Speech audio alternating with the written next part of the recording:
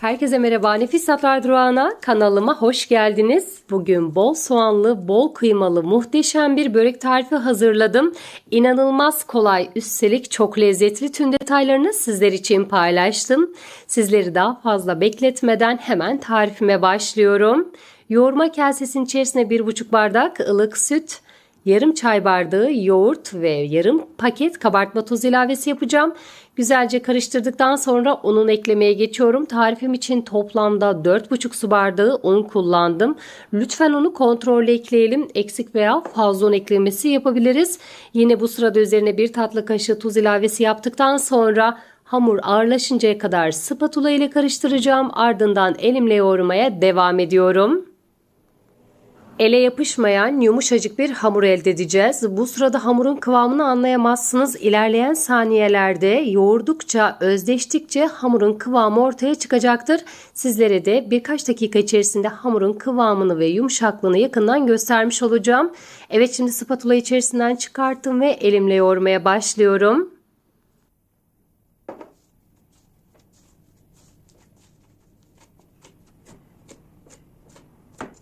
Evet, hamuru yeteri kadar yoğurdum. Kase temizlenmeye başladı. Hamur artık elimi bıraktı. Birazdan hamuru masanın üzerine alacağım ve pürüzsüz bir hale gelene kadar toparlamaya devam edeceğim.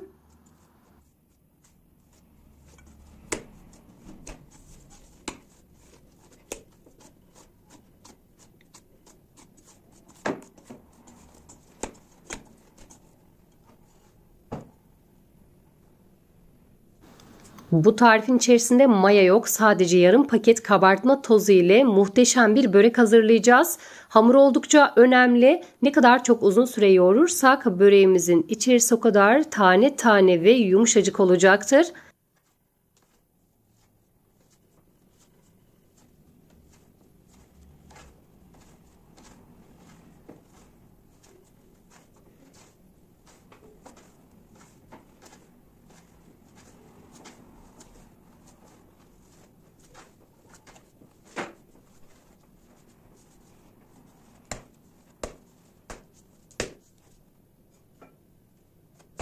Evet, hamuru pürüzsüz bir hale gelene kadar toparladım. 2 eşit parçaya böldükten sonra beze haline getireceğim. Bu sırada bezelerin aynı büyüklükte olmasına özen gösteriyorum.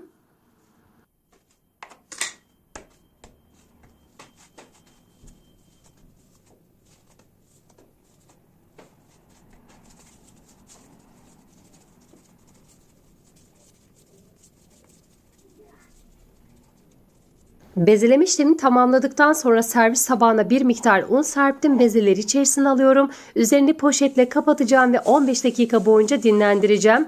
Bu sırada iç harcını hazırlamaya başlıyorum. Orta büyüklükte 6 tane soğanı ay şeklinde doğramaya devam edeceğim.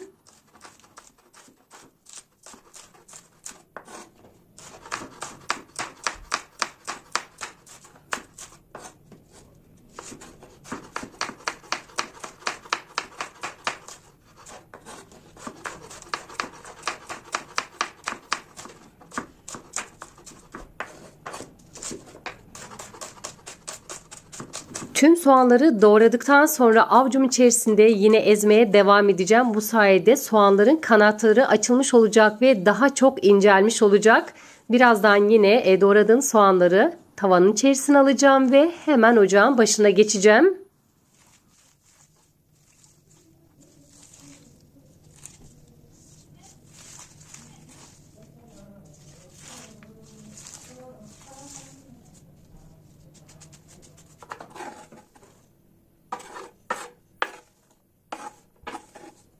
Soğanların üzerine 2 yemek kaşığı dolusu zeytinyağı ilavesi yapıyorum. Dilerseniz sıvı yağ da kullanabilirsiniz. Evet, şimdi orta ateşte soğanları kavurmaya devam edeceğim. Çok fazla yakmayalım. Hafif diriliği kaybolması yeterli olacaktır. Buzluktan çıkarttığım kıymadan ilave edeceğim. Dilerseniz 300 gram çiğ kıyma da kullanabilirsiniz. Hazır kıymadan üzerine ilave ettikten sonra baharatlarını eklemeye geçeceğim.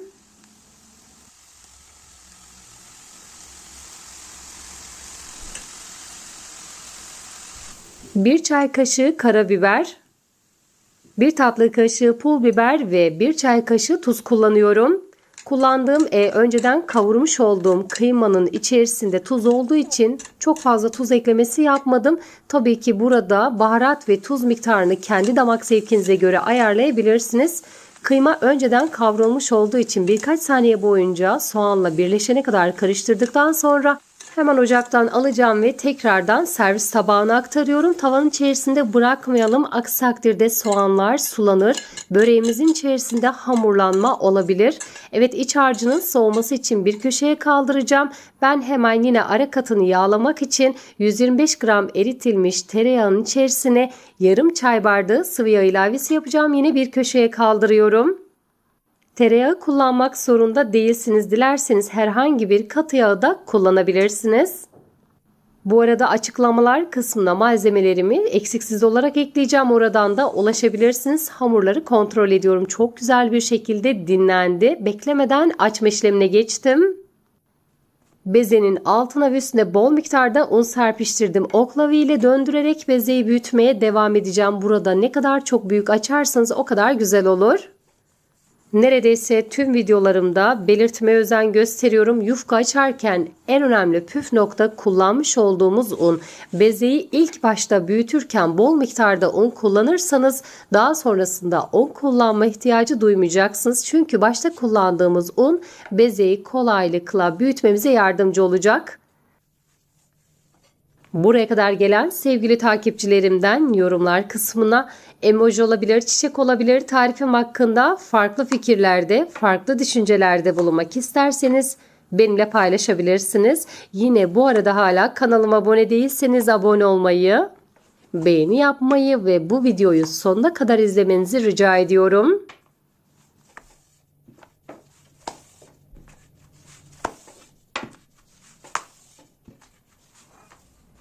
Evet, bezeyi yeteri kadar büyüttüm. Şimdi her tarafına gelecek şekilde bol miktarda tereyağı süreceğim.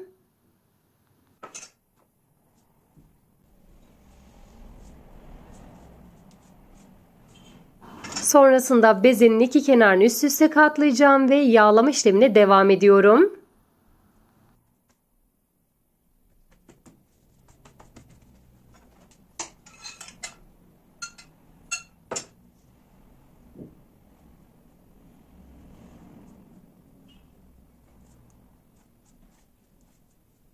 Evet, yine uç kısımlarını üst üste kapattıktan sonra katlama işlemini de tamamlamış oluyorum. Hemen ikinci bezeyi açma işlemine başladım.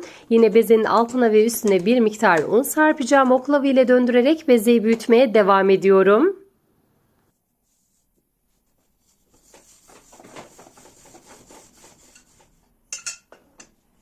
Yine bezeyi yeteri kadar büyüttüm. Her tarafını bolca yağladıktan sonra iki kenarını üst üste kapatıyorum ve yağlamaya devam edeceğim.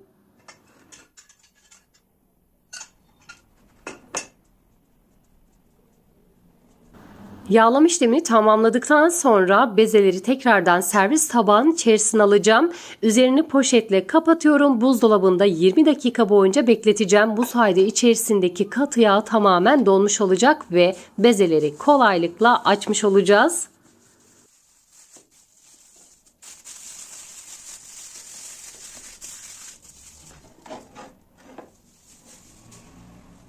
...20 dakikanın ardından tekrar açma işlemine başladım. Bezenin altına ve üstüne bir miktar un serpiyorum. Oklava ile açmaya devam ediyorum. Tepsinin büyüklüğü kadar açmanız yeterli olacaktır. Bu arada ben büyük boy fırın tepsisi kullandım. Sizler dilediğiniz fırın tepsisini kullanabilirsiniz. Yufka açarken veya börek yaparken oklava kullanmasını çok seviyorum. Çok fazla merdane kullanmam. Sizler dilerseniz burada merdane de kullanabilirsiniz.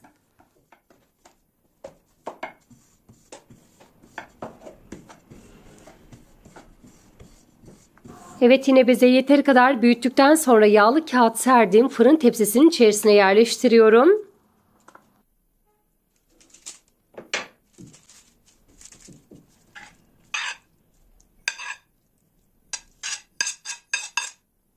Ve hazırladığım iç harcını bezenin her tarafına yaymaya devam ediyorum.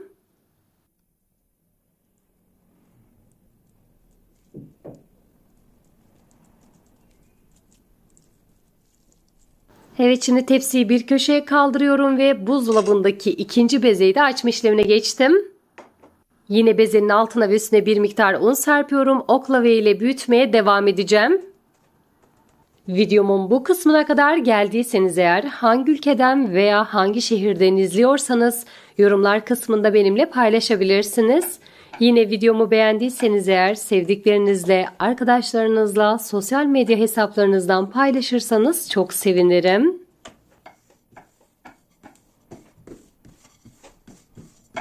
Evet, ikinci bezeyi de tepsinin büyüklüğü kadar açtım. Şimdi diğer bezenin üzerine kapatıyorum. Ve şimdi böreğin tüm kenarlarını güzelce yapıştırıyorum. Pişerken çok güzel bir şekilde kabaracak. Burada hava almaması gerekiyor. Aksi takdirde hem iç harcı dışarıya taşabilir hem de güzel kabarmaz ve böreğimiz çok sert olur. Evet, güzelce kenarlarını içe doğru büktükten sonra üzerine yumurta sarısını süreceğim.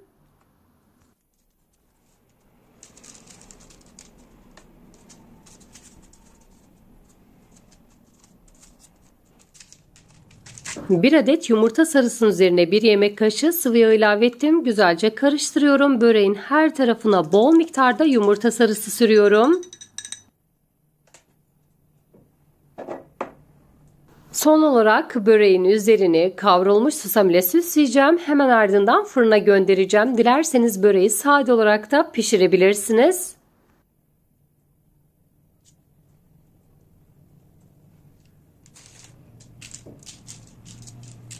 Hazırladığım böreği önceden ısıtılmış 180 derecelik alt üst ayar fırında pişiriyorum. Bu sırada lütfen kontrollü olalım. Her fırın aynı değildir, değişkenlik gösterebilir.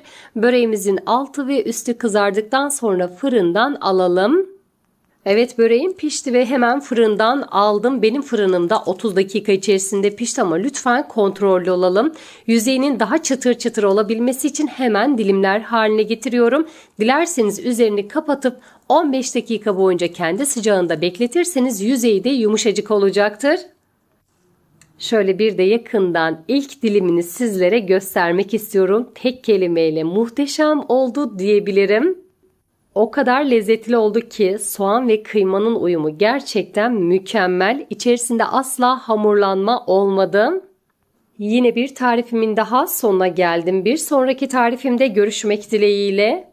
Beni izlediğiniz için hepinize çok teşekkür ediyorum. Şimdiden hazırlayacak olanlara afiyet olsun. Hoşça kalın.